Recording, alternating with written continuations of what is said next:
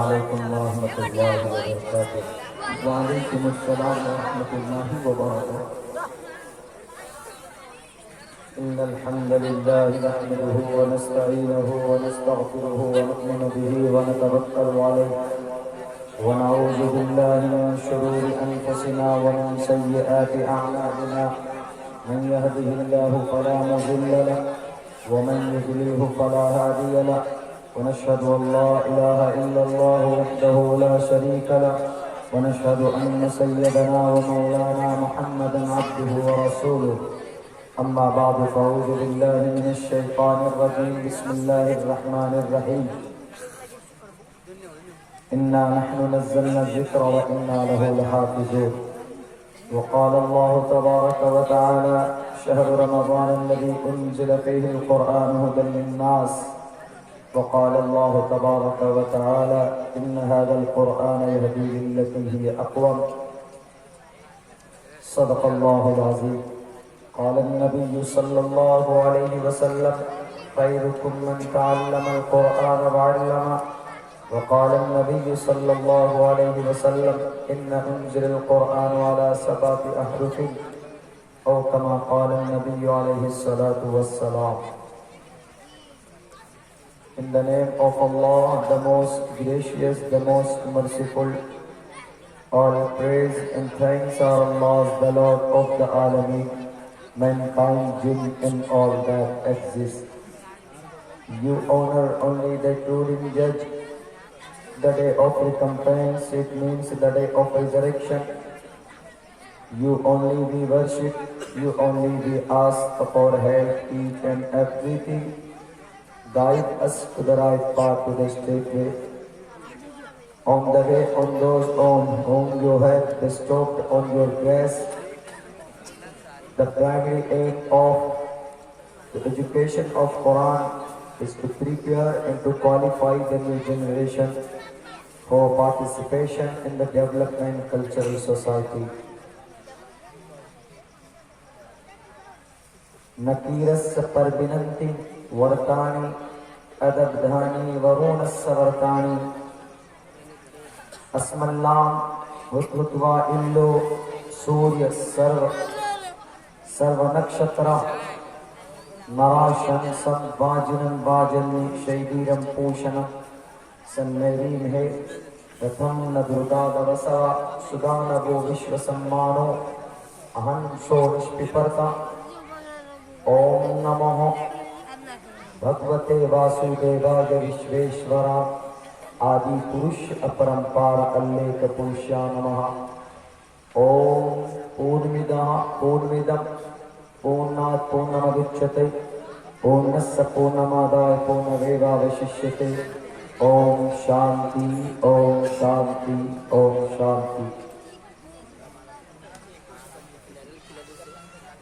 جناب صدر جلسہ، معزز علماء کرام، محترم سامعین حضرات اور قریب میں بیٹھی ہوئی ہماری سماج کی ماں اور بہنوں،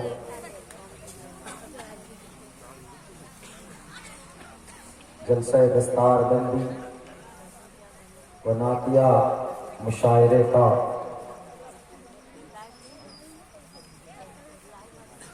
یہ آرگنائزیشن بڑی محنت اور مشقت کے ساتھ یہ پروگرام منعقد ہو رہا ہے۔ میرے بھائیوں، اپنی بات شروع کرنے سے پہلے میں ایک غلط فہمی ہم اپنے دل و دماغ سے نکالنا چاہتے ہیں۔ اس طرح کے دینی جلسوں کا وجود اسٹیبلش کرنا ہم کو اللہ کی شریعت نے بھی اجازت دی، اور جس ملک میں ہم رہتے ہیں اس ملک کے قانون نے بھی ہمیں اجازت دی۔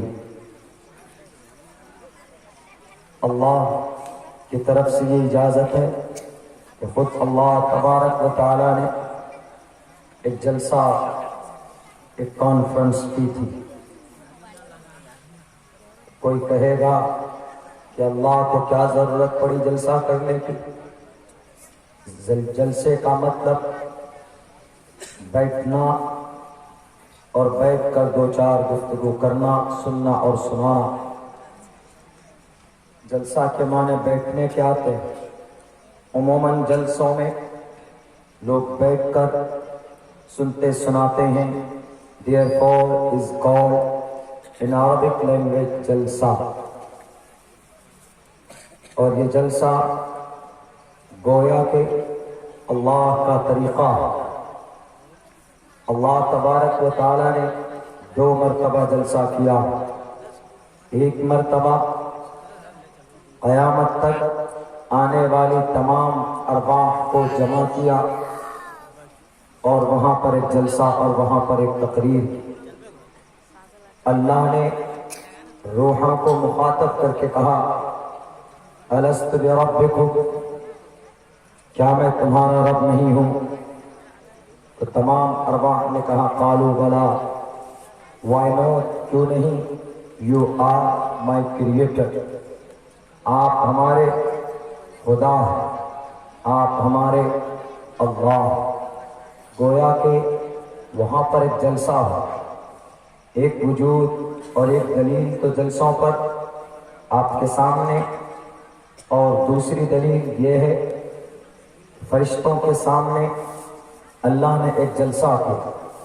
جب حضرت آدم کو پیدا کرنے کا ارادہ کیا تو اللہ تبارک و تعالیٰ نے فرشتوں سے مشورہ بلکہ خبر دینے کے طور پر ایک میٹنگ، ایک مشورہ کی. اور اللہ نے کہا اذ قال ربک للملائکہ انی جاعل فی الارض خلیفہ، کہ ہم زمین پر نائب بنانا چاہتے ہیں. کیا کہتے ہو؟ تو فرشتوں نے کہا اتجعل فیہا من یفسد فیہا ویسفک الدماء ونحن نسبح بحمدک. فرشتوں نے کہا کہ اللہ، آپ زمین پر ایسی قوم بنانے جا رہے ہیں جو خون بہائیں گے، ظلم زیادتی کریں گے، شر و فساد برپا کریں گے. What is need to create like that creatures, like that human being on the earth? We are only pray for you every time, we worship for you. ہم ہمیشہ آپ کی عبادت کرتے، ہم ہمیشہ آپ کی کبریائی بیان کرتے. کیا ضرورت ہے ایسی قوم کو پیدا کرنے کا؟ تو اللہ نے فرشتوں کو کہا انی اعلم ما لا تعلمون، جائیں، آپ کو پتہ نہیں، ہم ان چیزوں کو جانتے ہیں جنہیں تم نہیں جانتے. انی اعلم ما لا تعلمون. گویا کہ وہاں پر بھی ایک جلسہ ہو، وہاں پر بھی ایک مجلس منعقد کی گئی تھی. اسی لیے اس طرح کے جلسوں کا لنک اور نسبت ہماری شریعت سے جا کر جڑ جاتا، اور جلسوں میں اچھے پیغام دیے جاتے ہیں. کوئی وائلنس ٹیچنگ نہیں ہوتی، کوئی ظلم زیادتی کی بات اس میں نہیں کی جاتی. اسی لیے اگر کسی سے کوئی تکلیف ہو تو دنیاوی اعتبار سے وہ تکلیف کا اظہار کر سکتا، لیکن جب شریعت کی بات آئے، جب قرآن کی بات آئے تو ہمیں اپنے تمام نفرتوں کو بھلا کر ایک پلیٹ فارم پر آنا چاہیے، اور اس طرح کے جلسوں کا، اس طرح کی آرگنائزیشن کا ہمیں دل کھول کر ساتھ دینا چاہیے. یہ محمد الرسول اللہ کا طریقہ بھی میرے بھائیوں. اور ویسے بھی یہ جلسہ بہت مبارک ہے. کیونکہ اس میں دستار بندی، حفاظ کرام، کئی حافظ قرآن آپ کے اس مدرسے میں 3,22,000 سے کہیں زیادہ الفاظ جو اللہ نے قرآن میں نازل کیے، قرآن کی شکل میں ان بچوں نے اپنے سینے میں اس قرآن کو محفوظ کیا، اور اسی کے لیے ہم کما حق ہو ان کو وہ सम्मान تو نہیں कर सकते, मगर एक सिस्टम, एक अपने एतबार से उनका लोगों के सामने इज्जत देना चाहते हैं, उनकी हिम्मत अफजाई करना चाहते हैं, उनके सर पर पगड़ी बांधते हैं। वरना उनका तो उनके शान के मुताबिक अगर कोई अज्र दे सकता है तो वो अल्लाह के अलावा कोई और नहीं, सिर्फ अल्लाह ही उनके मयार के मुताबिक, उनके हक के मुताबिक अल्लाह उनको वो सम्मान देगा। तो ये हमारे बच्चे जो हाफिज़ कुरान हुए, इनके सर पर फजीलत की दस्तार बांधी जाएगी। शरीयत के नज़र में इसकी बड़ी अहमियत है। हमें दिल खोल कर इस तरह के प्रोग्राम को मोटिवेट करना चाहिए, इनको आगे बढ़ाना चाहिए। अगर आपके गांव में कोई मदरसा चलता है, अगर आपके गांव में कोई मकतब चलता है, तो हम आप सबसे रिक्वेस्ट और गुजारिश करेंगे कि आप अपने पेट काट कर इन मदरसों को, इन मकातिब को, इन उलमाए किराम को साथ दीजिए, ताउन कीजिए, तभी इस धरती पर वजूद आपका इस्लाम के साथ बाकी रहेगा। वरना फिर आपके अकीदे ऐसे बदले जाएंगे जैसे दुनिया के अंदर मौसम, दुनिया के अंदर क़वानीन बदलते। अगर हमारा कुरान नहीं रहेगा, अगर हमारे मदरसे नहीं रहेंगे, तो हमारे कुरान करीम की तालीम नहीं होगी। जब कुरान की तालीम नहीं होगी तो शरीयत के बारे में हम कैसे जान पाएंगे? जब शरीयत की नॉलेज, शरीयत की बात हमारे बीच में बताने वाला कोई नहीं होगा, तो फिर हमारे अकीदे का क्या होगा, हमारे कॉन्सेप्ट का क्या होगा, हमारे कंसीडर अबाउट गॉड का क्या होगा। इसीलिए मेरे भाइयों, that is very important to administer an education, administer educational institutions like that. It's a very compulsory according to the Indian Constitution, according to the Islamic Constitution. हमारे शरीयत के नज़र में, अल्लाह के नज़र में इस तरह के इदारों का वजूद निहायत ज़रूरी है, इसलिए कि बातिल ताकत चारों तरफ से आपके कुरान को मिटाने के लिए, आपके कुरान को बदलने के लिए इल्गार कर रहे हैं, साजिशें रच रहे हैं। आपके पास कौन सा तरीका, आपके पास क्या ताकत है, आपके पास क्या रणनीति, आपके पास कौन सा मंसूबा जो हम और आप इनका मुकाबला करेंगे।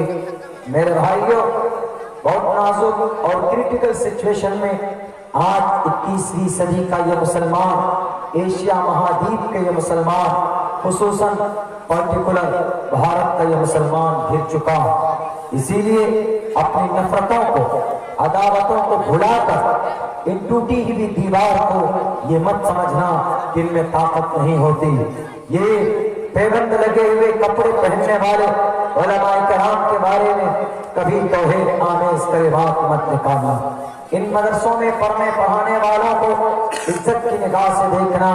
ये भले ही दिखने में लगते हैं बहुत सीधे और साधे, लेकिन इनका रिश्ता अल्लाह से जुड़ा हुआ होता, इनका ताल्लुक अल्लाह के कुरान से होता। और अल्लाह का कुरान क्या है?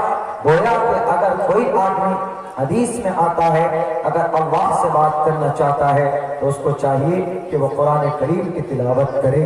तो मेरे भाइयों, हमें मदरसों को, दीनी जलसों को, दस्तारबंदी के प्रोग्राम को हमें किसी भी ओछ निगाह से नहीं देखना चाहिए, इस पे अनाप शनाप भी नहीं बकना चाहिए।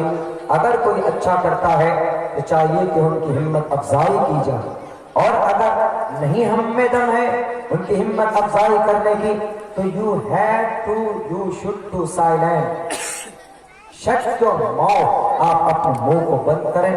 आप अगर अच्छा नहीं बोल सकते तो आप किसी को बुरा भला कह भी नहीं सकते।